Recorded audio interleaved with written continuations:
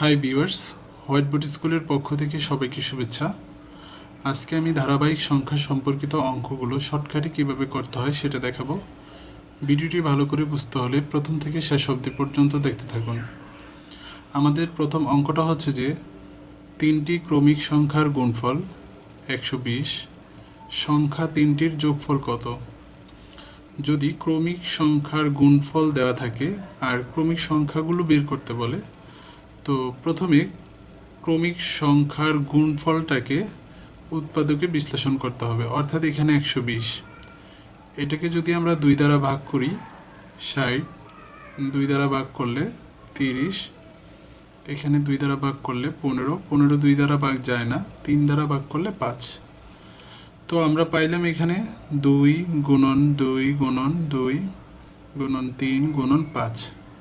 এখানে মোট পাইলাম 1টা 2টা 3টা 4টা 5টা, কিন্তু আমাদের বের করতে হবে 3টি ক্রমিক সংখ্যা। তো সবচেয়ে বড়টারে একটা রাখলাম আর এগুলোকে জোড়ায় জোড়ায় বিন্যস্ত করলাম। তো এখানে মোট 3টা সংখ্যা হলো 2 দুগুণে 4, 3 দুগুণে 6 আর 5। তো আমরা পাইলাম যে ক্রমিক সংখ্যা 3টি হচ্ছে 4, 5 এবং 6। এখন বের করতে বলছে যে এই 3টি সংখ্যার যোগফল কত, অর্থাৎ এদের যোগফল হচ্ছে 15। অ্যান্সারটা হচ্ছে গ নম্বরটা। সেমভাবে যদি আমি আরেকটা অঙ্ক সমাধান করি, এখানে দেওয়া আছে যে 3টি ক্রমিক সংখ্যার গুণফল 210, সংখ্যা 3টির যোগফল কত। সেমভাবে এই গুণফলটাকে প্রথমে উৎপাদকে বিশ্লেষণ করতে হবে। অর্থাৎ 210কে 2 দ্বারা যদি ভাগ করি, এখানে হচ্ছে 105, 105কে 2 দ্বারা ভাগ করা যায় না, 3 দ্বারা ভাগ করলে 33, 5 দ্বারা ভাগ করলে এখানে হচ্ছে 7। তো আমরা পাইলাম এখানে 2 গুণন 3 গুণন 5 গুণন 7। তো যেহেতু আমাদের 3টা সংখ্যা বের করতে হবে, তো প্রথমে এই ছোট দুইটাকে একত্রে রাখলাম আর 5 এবং 7, 3 দুগুণে 6, 5 এবং 7। তো 3টি ক্রমিক সংখ্যা পাইলাম 5, 6 এবং 7। এখন বলছে যে 3টি ক্রমিক সংখ্যার যোগফল কত। যদি 3টি ক্রমিক সংখ্যা যোগ করি তাহলে পাবো 18, অর্থাৎ অ্যান্সারটা হচ্ছে ঘ নম্বরটা। আমাদের পরবর্তী নিয়মের অঙ্কটা হচ্ছে যে 2টি ক্রমিক সংখ্যার বর্গের অন্তর 91 হলে সংখ্যাদ্বয় কত। যদি ক্রমিক সংখ্যার বর্গের অন্তর দেওয়া থাকে, তখন শর্টকাট নিয়মে করার যে পদ্ধতিটা সেটা হচ্ছে যে বড় সংখ্যাটা বের করতে হলে এখানে যে অন্তরটা দেওয়া থাকবে, অর্থাৎ অন্তরের সাথে 1 যোগ করব, সেটাকে 2 দ্বারা ভাগ করব। অর্থাৎ এখানে অন্তর হচ্ছে 91, 91 সাথে 1 যোগ করলে হয় 92, 92কে 2 দ্বারা ভাগ করলে হয় এখানে হয় 46। তাহলে আমরা বড় সংখ্যাটি পাইলাম 46, অর্থাৎ ছোট সংখ্যাটি হবে 45। তো এভাবে বের করা যায় ছোট সংখ্যাটি, যে 91 থেকে যদি আমরা বিয়োগ করি 1, সেটাকে 2 দ্বারা ভাগ করলে ছোট সংখ্যাটা পাবো। অর্থাৎ 91 থেকে 1 বিয়োগ করলে 90, 90কে 2 দ্বারা ভাগ করলে হয় 45। অর্থাৎ সংখ্যা দুটি হলো একটা 45 আর এটা 46। অ্যান্সারটা হচ্ছে ঘ নম্বরটা। কিন্তু এই ধরনের অঙ্কগুলো যদি আমরা প্রচলিত নিয়মে করতাম, তাহলে যেভাবে করতে হতো যে ধরে নিতে হতো, প্রথমে ধরি ক্রমিক সংখ্যা দুটি হচ্ছে একটা x আর এটা হবে x প্লাস 1।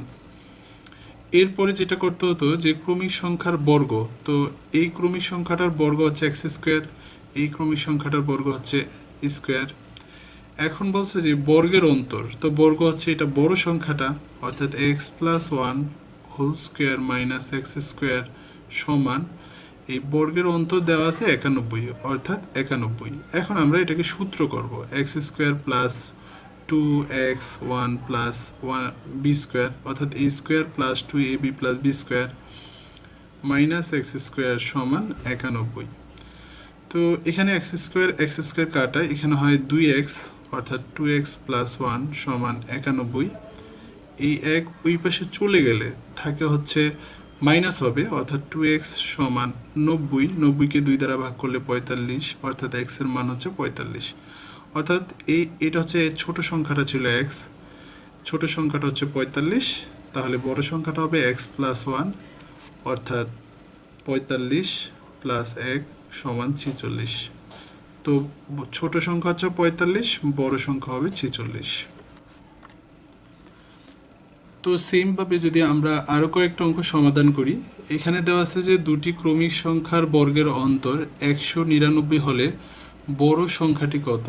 তো বড় সংখ্যাটি বের করার যে নিয়মটা, এটার সাথে 1 যোগ করতে হয়, অর্থাৎ 199 যোগ 1, এটাকে 2 দ্বারা ভাগ করতে হয়, অর্থাৎ এখানে হয় 200, 200কে 2 দ্বারা ভাগ করলে হয় 100, অর্থাৎ বড় সংখ্যাটি হবে 100। অ্যান্সারটা হচ্ছে ঘ নম্বরটা। এখন এখানে বলা আছে যে দুটি সংখ্যার বর্গের অন্তর 47, সংখ্যা দুটি কত। তো 47 আমরা সংখ্যা দুটি বের করি, 47-এর সাথে 1 যোগ করলে হয় 48, 48কে 2 দ্বারা ভাগ করলে হয় 24, অর্থাৎ বড় সংখ্যাটা হবে 24, ছোট সংখ্যাটা হবে 23, কারণ ক্রমিক সংখ্যা। আর যদি এভাবে করি যে 47 থেকে 1 বিয়োগ করলে হয় 46, 46কে 2 দ্বারা ভাগ করলে হয় 23। তো আমরা সংখ্যা দুটি পাইলাম 23 এবং 24। অ্যান্সারটা হচ্ছে গ নম্বরটা। আমাদের পরবর্তী অঙ্কটি হচ্ছে যে তিনটি ক্রমিক সংখ্যার সমষ্টি 123, ক্ষুদ্রতম সংখ্যা দুটির গুণফল কত। এখানে যদি সংখ্যাগুলো বেজোড় হয় এবং তাদের সমষ্টিটা যদি দেওয়া থাকে, তাহলে মধ্য সংখ্যাটা প্রথমে আমরা বের করব। 123কে যতগুলো ক্রমিক সংখ্যা দেওয়া থাকবে তত দ্বারা ভাগ করব। এখানে 3টি দেওয়া আছে, 3 দ্বারা ভাগ করব। 3 দ্বারা ভাগ করলে এখানে 3 4 12 আর 1 41, অর্থাৎ মধ্য সংখ্যাটা পাইলাম 41, বড় সংখ্যাটা হবে 42, ছোট সংখ্যাটা হবে 40। এখন আমাদের বের করতে বলছে যে ক্ষুদ্রতম সংখ্যা দুটির গুণফল কত, অর্থাৎ এই দুইটা হচ্ছে ক্ষুদ্রতম সংখ্যা, এদের গুণফল কত। 4 4 16 আর 40, অর্থাৎ 1640। অ্যান্সারটা হচ্ছে ঘ নম্বরটা। সেমভাবে যদি আমরা আরও কয়েকটা অঙ্ক সমাধান করি, এখানে দেওয়া আছে যে 5টি ধারাবাহিক সংখ্যার সমষ্টি 105, প্রথম দুটি সংখ্যার যোগফল কত। যেহেতু এটা বিজোড় সংখ্যা, এটাকে আমরা যদি 5 দ্বারা ভাগ করি মধ্য সংখ্যাটা পাবো। 5 দুগুণে 10, 5 ওকে 5, অর্থাৎ মধ্য সংখ্যাটা হচ্ছে 21। এখন এই পাশের ছোট দুইটা সংখ্যা হবে, একটা 20 আর একটা হবে 19, একটা হবে 22 আর একটা হবে 23। 19, 20, 21, 22, 23, অর্থাৎ 5টি ক্রমিক সংখ্যা আমরা পাইলাম 19, 20, 21, 22, 23। সংখ্যা দুটির অর্থাৎ প্রথম দুটি সংখ্যার যোগফল কত। প্রথম দুটি সংখ্যা হচ্ছে 19 আর 20, দুইটা যোগ করলে হয় 39। তো আমাদের অ্যান্সারটা হচ্ছে ক নম্বরটা। আমাদের সর্বশেষ অঙ্কটা হচ্ছে যে তিনটি ক্রমিক সংখ্যার সমষ্টি 240, বৃহত্তম সংখ্যা দুটির যোগফল কত। যেহেতু তিনটি ক্রমিক সংখ্যা বলা আছে এখানে, এটাকে আমরা 3 দ্বারা ভাগ করব। 3 দ্বারা ভাগ করলে 3 আর 24, অর্থাৎ 80। মধ্য সংখ্যাটা পাইলাম 80, বড় সংখ্যাটা হবে 81, ছোট সংখ্যাটা হবে 79। তো আমাদের বের করতে বলছে যে বৃহত্তম সংখ্যা দুটির যোগফল কত। এই তিনটার মধ্যে এই দুইটা হচ্ছে বড় সংখ্যা, এদের যোগফল হবে 161। অ্যান্সারটা হচ্ছে ঘ নম্বরটা।